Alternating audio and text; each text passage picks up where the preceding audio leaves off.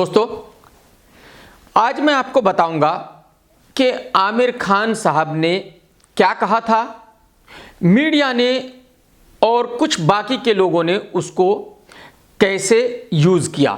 When I sit at home and talk to Kiran, Kiran and I have lived all our lives in India. For the first time, Kiran says, should we move out of India? Now that's a disastrous and very big statement for Kiran to make to me.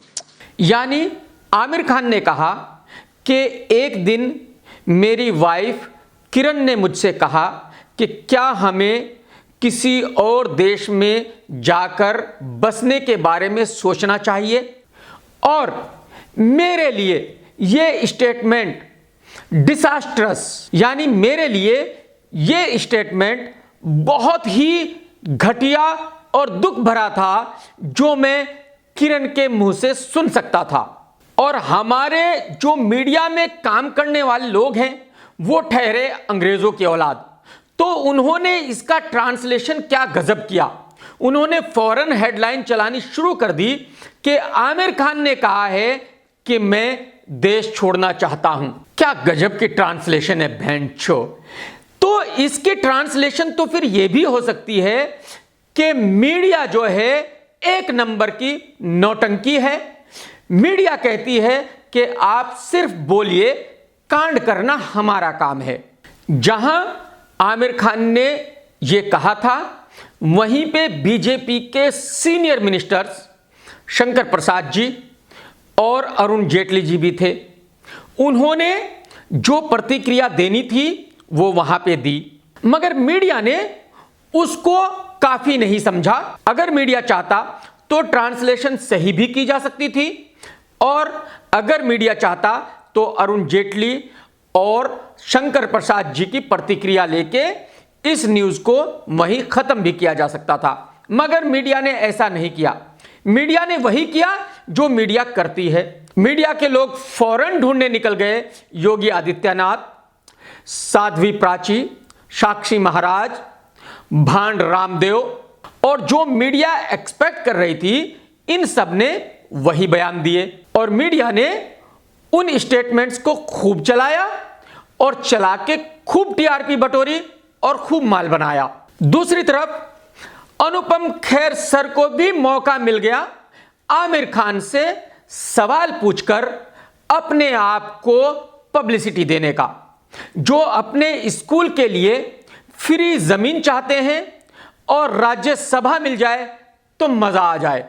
अब मैं खैर साहब से पूछना चाहता हूं कि sir, Punjab में जब बच्चा 10 साल का होता है तो उसका सबसे पहला सपना होता है कि वो विदेश में जाके बसे और अमीर आदमी बन जाए, और इसीलिए आज लंदन, कनाडा में आप देखेंगे तो पंजाब के लोगों की भरमार है। सिर्फ यही नहीं, देश के और भी करोड़ों लोग विदेशों में रहते हैं। तो मैं खैर साहब से यह पूछना चाहता हूं कि सर, क्या वो सब देशद्रोही हैं? क्या वो सब अपने देश से प्यार नहीं करते हैं? क्या आप उन सबको पाकिस्तान भेजोगे? और खैर साहब से मैं यह भी पूछना चाहूंगा कि जब कमल हासन साहब की फिल्म को बैन किया तो कमल हासन साहब ने कहा कि अगर दोबारा मेरे साथ कभी भी ऐसा हुआ तो मैं देश हमेशा के लिए छोड़ के चला जाऊंगा।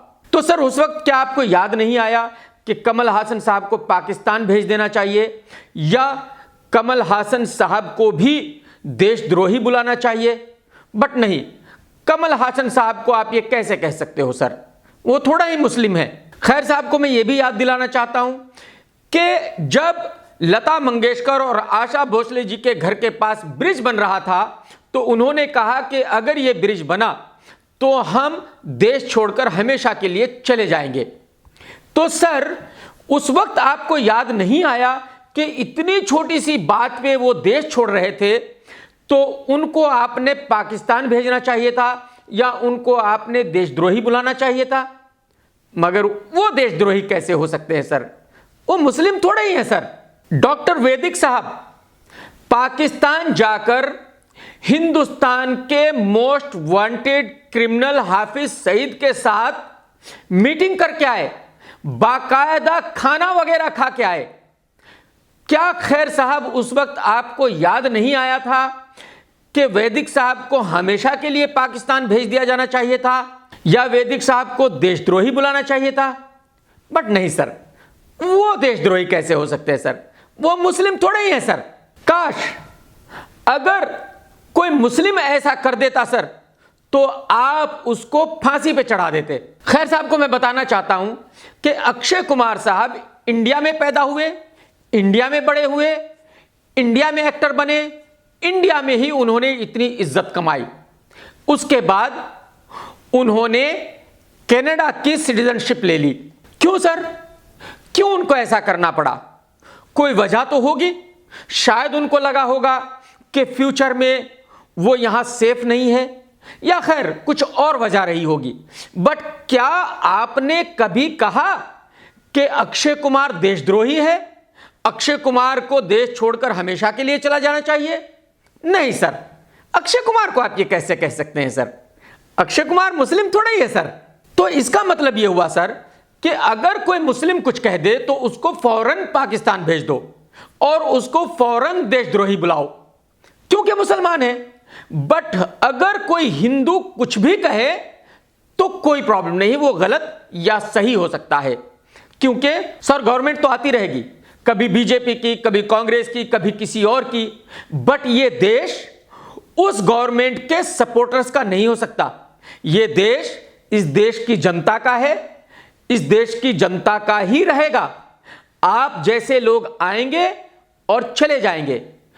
और मैं आपको यह बता दूं कि जिस तरह से कोई भी हिंदू अच्छा या बुरा हो सकता है, गलत या सही हो सकता है, वैसे ही आमिर खान का स्टेटमेंट गलत या सही हो सकता है। मैं नहीं कह रहा हूं कि उन्होंने सही ही कहा है, वो आप डिसाइड कीजिए कि वो गलत था या सही था। बट इसका मतलब ये नहीं है कि इस देश में किसी भी मुसलमान को बोलने की इजाजत नहीं है। अगर कोई भी मुसलमान कुछ कहेगा तो उसको फौरन आप पाकिस्तान भेज देंगे, उसको फौरन आप देशद्रोही बोलेंगे, क्योंकि आपको राज्यसभा चाहिए, क्योंकि आपको अपने स्कूल के लिए जमीन चाहिए। तो आप अपने हित के लिए औरों को टारगेट मत कीजिए सर।